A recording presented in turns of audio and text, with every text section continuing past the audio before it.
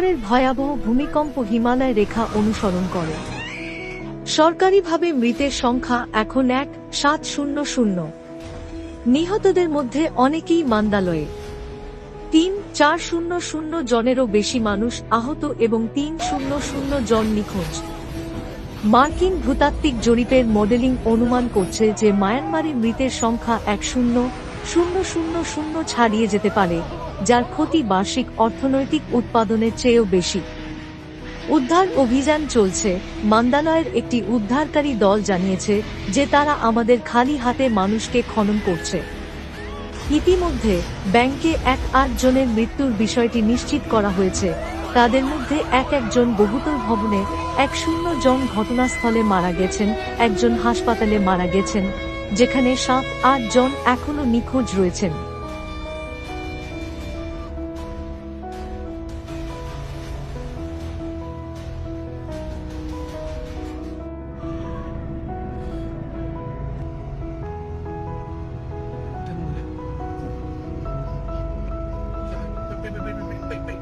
ra một thao